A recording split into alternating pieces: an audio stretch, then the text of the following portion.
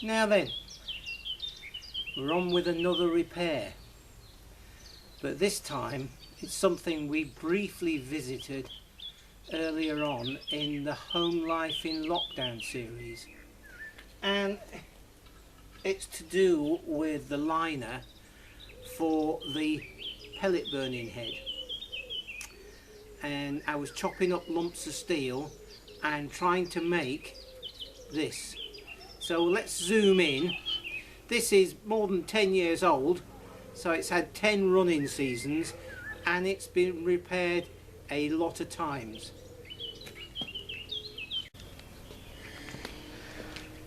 So here's the original, and it looks fine on the top there, but as you come round you see that's been welded up and down there, and you come round some more and the whole of that has been removed, cut out and replaced, and you keep going, and then the whole of that bit and that bit, and some of it, when I was doing this, it was paper thin, and it started off as 8mm.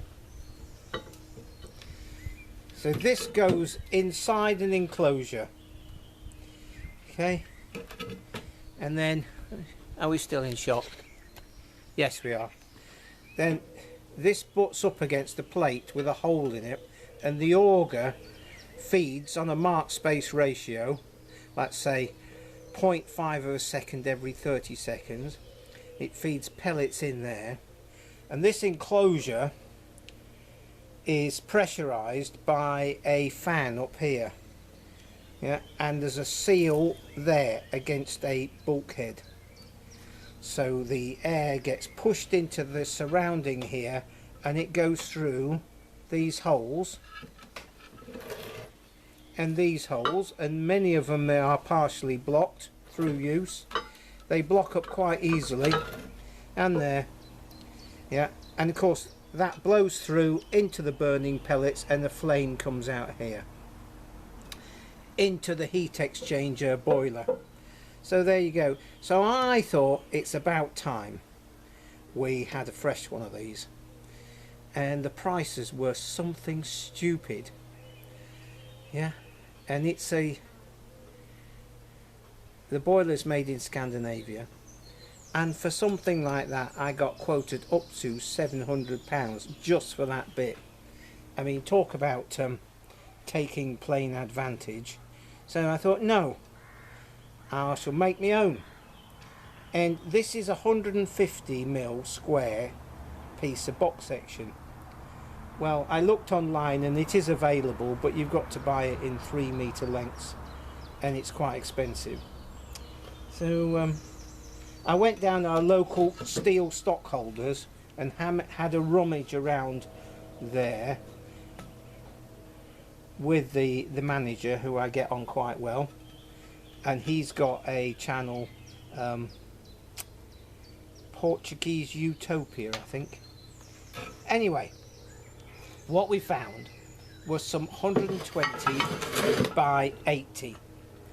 So in the previous bit of video clip in Home Life, I cut 2 sections of this up and welded them together to get 150mm square, which is where we've got to.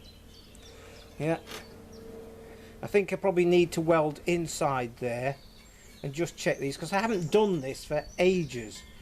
Other things have just got in the way. Yeah, and I'd sort of fixed this for another season, but really we could do with a fresh one, I think. Yeah, it's all starting to crumble and bend and all sorts of stuff. So that was that. So the main thing is these bolts here, these bits of threaded stud, need to go in the right place, and they're not just welded on the outside, they've been ground away a bit, put in place, which is a good idea. So I made a jig, yeah, with a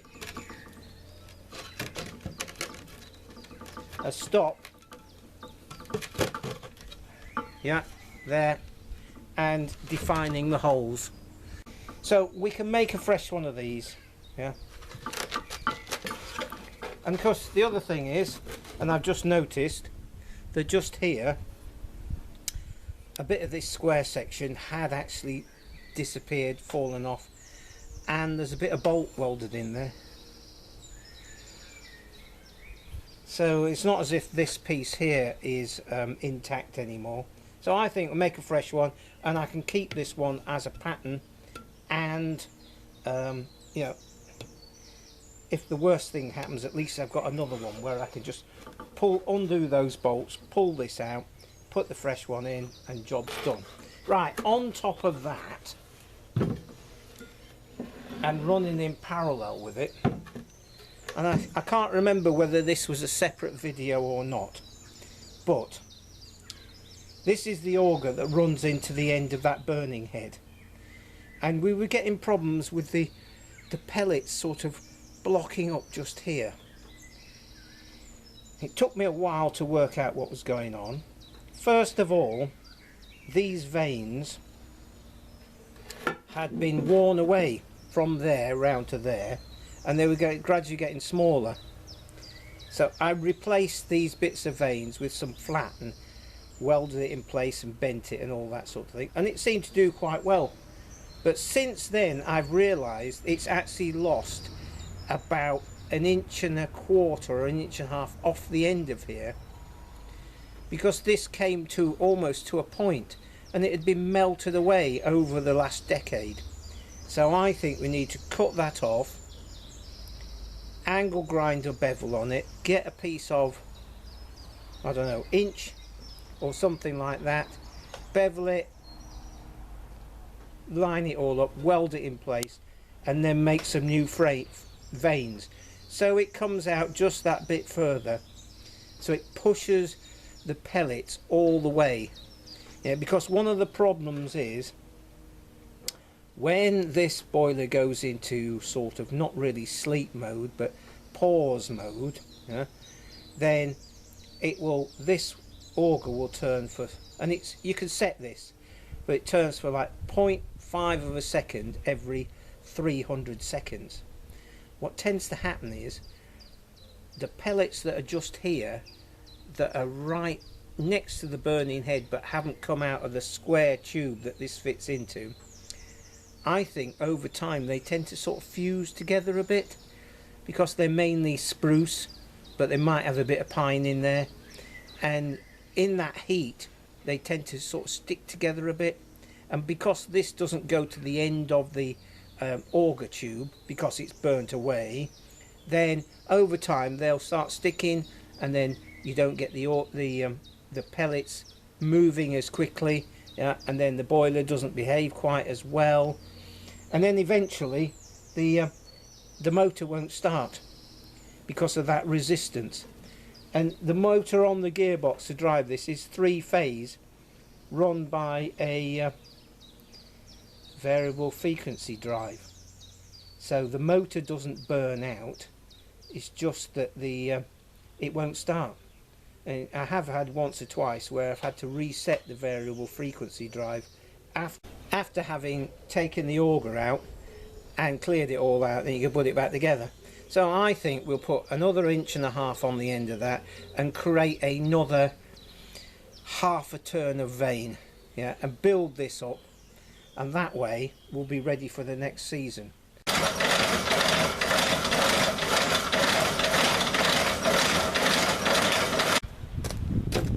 So that, from, we need a bit of something that's straight, from there to there is 66, is 40. So 54, is it 40 or is it 39? It's 39. So 54 minus 39 is 15. So we need to be 15 off this back here. We've got all sorts of weird calculations going on there.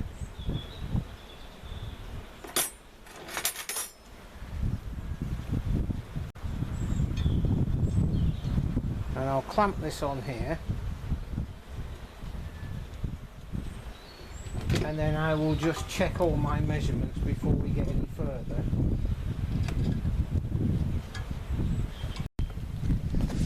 Noise alert!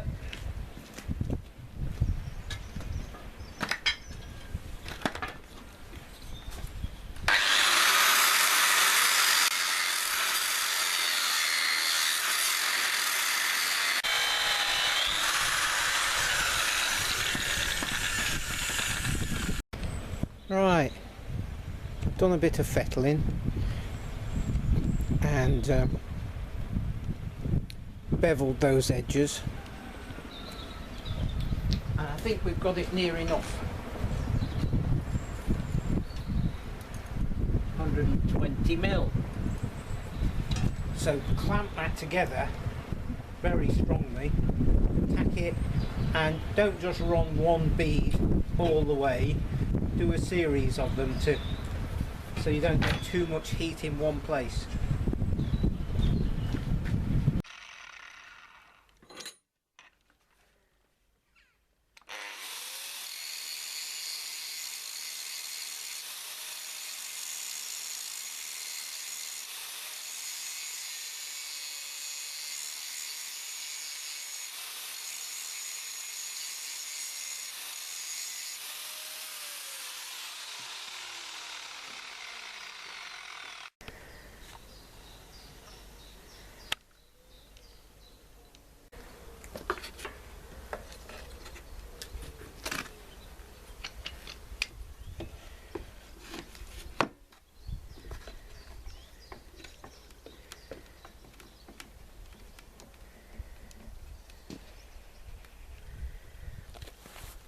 Right, I can just weld that then, there and there, and then take the clamp off and weld round the outside, and that should be right.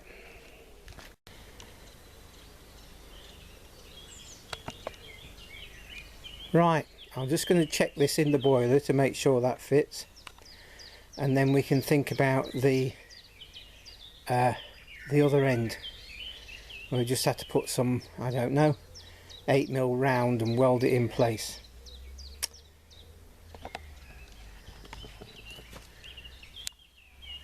That bit there. Okay. So those have been tested and that fits in the boiler alright, and I've just removed the odd blob of weld and some spatter just so it makes it easier to fit in the boiler. And now I'm just starting to make the flange, so that's 185mm from there to the inner face of that, and that's the same on the old one which is over there. And then once that's welded all the way around, I'll make it out of 4 sections, then I can drill the all the air holes, and then again once I've done that it can go back in. And there'll be a bit of fire rope or fire string wrapped around this side here before it goes in, so when these bolts are tightened up on these thready bits here, it squashes that rope and makes a good seal, so that the air that surrounds the burning head that's under pressure from the fan, there's only one place to go. Right, let's just crack on.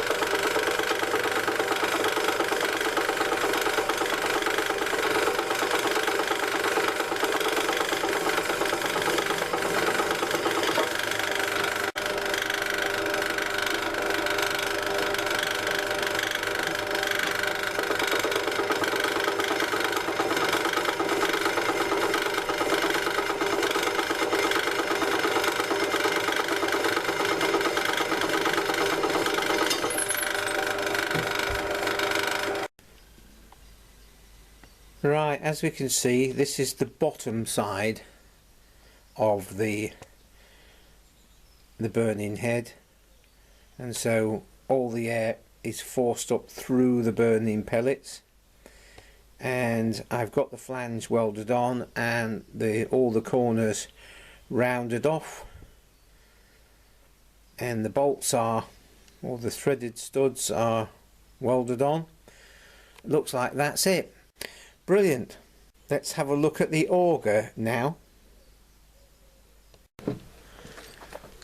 So here's the auger, and I'm just thinking about extending this a bit. This looks a bit fat. It's slightly bigger than the main stock, and it's just mild steel. And I have this, which is mild steel again, but then I've got this tensile bolt, which will probably be better quality steel. So what I think I need to do, and I'll just zoom down a minute and show you, this bit of vein sticks out a bit far, so I'm going to have to cut a bit of that off, and then offer this bolt up to that point there, and then clean all this tar off. And we've got a bevel there already, but maybe give it a bit more, and then weld the two together from a deep in there. So just continue to weld it, and then cut this off about here. So effectively what I can do is I can pack this up somehow, and because it's got the length, it'll be easier to organise it. Yeah, and I'll probably get the big welder out, but I've got to trim that off first, from about that point there just round to about here, which is a shame, but it's too small anyway. So we'll cut that back with the little angle grinder, and then I'll get back to you. There we go.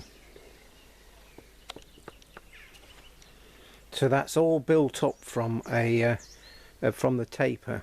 So that is thick weld, very thick. It's not just surface weld. So it's 3 or 4 goes, one after the other. But it looks pretty good, so I'm pleased with that. So now the thing to do is to cut this auger to length and create a new vein round the new bit. Right. Half an hour later, we've got that welded on, that piece of bolt off the end of there welded on there, and it's that's that done. And then in amongst my piles of stuff, I found a couple of washers, and I put that one in the lathe, gripped it like that, and turned this. This bit wants grinding off, but that's the right size for creating a vein. So then I'll just cut it across there, and then bend it in the leg vise so that it creates a spiral. Yep, and then I shall weld it in place. It's a bit loose on there, but that's fine. It's easier than trying to get a bit of flat and welding it on and angling it and cutting it and heating it up and bending it. So we'll just see how we get on with that. But that should create a vein alright. Then I think maybe this is a bit low, and we'll need to run a bead of weld on the top of there, or 2, like I've done there, just to build it up. Perhaps I ought to, I can't say that's the right size because I did actually cut quite a lot of steel out of there. So we could do with maybe a plywood jig or something, just to check the diameter, but it needs to go across several pieces. I might have a piece of box section or steel or something like that.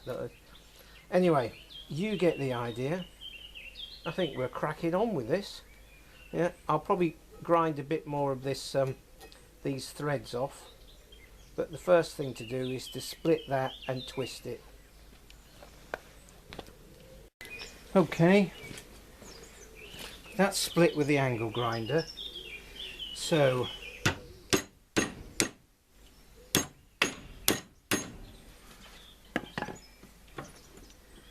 we need to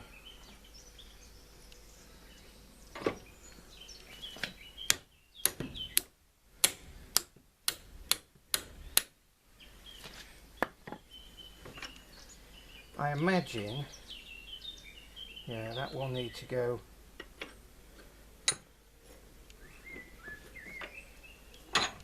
I don't know whether belting this with a hammer or using, I think I'll try the big adjustable spanner. So this was rescued from Uncle Harold's workshop. Many of you will have seen some of those videos. Yeah, I'm just working out how to I'm bending it the wrong way, that's why.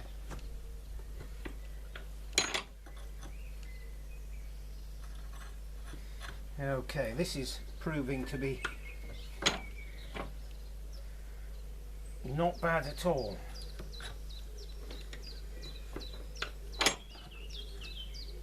Worth experimenting with this.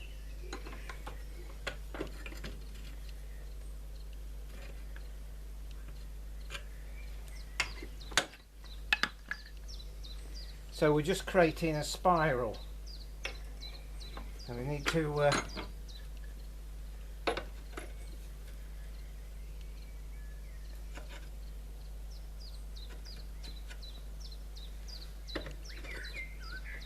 just keep bending it.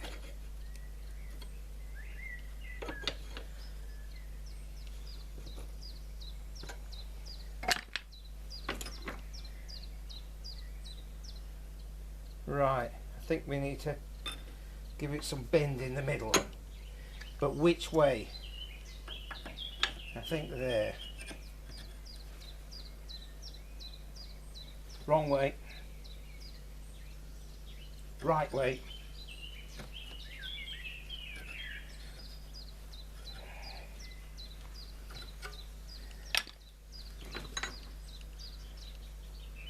Okay. Let's just see how this fits. I might be totally wrong. So I've eased that a bit.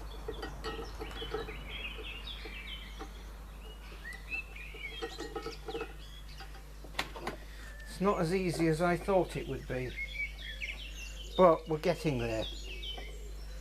I think we've got to tack things in place. So this bit here still wants to go that way, and this bit wants to go out slightly. But when you start putting it in the vise, all your perspectives go a bit skewy, as it were. We bent that some. This is in the wrong place. Yeah. Let's try a bit more. So I've split that in half, so it's easier for me to see what on earth's going on, and I'll see, so I can weld it like that. So I've twisted this, and trying to twist the whole lot, probably without a former and a press, is a bit difficult, but I can put that like that, weld it this end, and work out if the other end's about right. And I'm gauging between these to make sure they're about right. So we shall, right, there we go. I think pair of mole grips, hold that like that. That looks about right. Tack that in place. Right, again, back with you in a minute. Okay, I've bent this one in place a bit, and then this one, this is a lot easier, cutting it in half, can go there, and then I can grind it all back to shape. You can't see, let's move the camera around. And then this one can go there, like that. And that looks about right. And it'll just want tipping back a bit like that. And if I just tack weld it there, then the end can get cut off. That looks pretty good to me, actually. So I'll just crack on with that. So there we go. I think that will do. Added 1.5 inches to that auger, and reused and refurbished, recycled, instead of scrapping this one and buying a new one. And just think of all the impact of that. Yeah, all the transport and the new steel and the manufacturing and all that lot. So we just need to tidy that up a little bit with the angle grinder, because I've just welded a bit on top of that existing vane because it was wearing a bit. Just sort of create a wider wear point, but I think that will work just champion. So that large welder I've got just sits in the corner for years and years, until you get to a point where you want to weld some really thick steel. And my mate John gave me this a couple of years ago. It's fan assisted, and I never really sort of, in the past, all transformer type arc welders never had a fan in them, but this one has, and it seems to be great without any bother. I'm not doing huge construction jobs, so therefore it never gets warm. Anyway, comments would be appreciated, and I hope you enjoyed this and gained a little bit of inspiration from it, and I will catch up with you very soon. Cheers for now.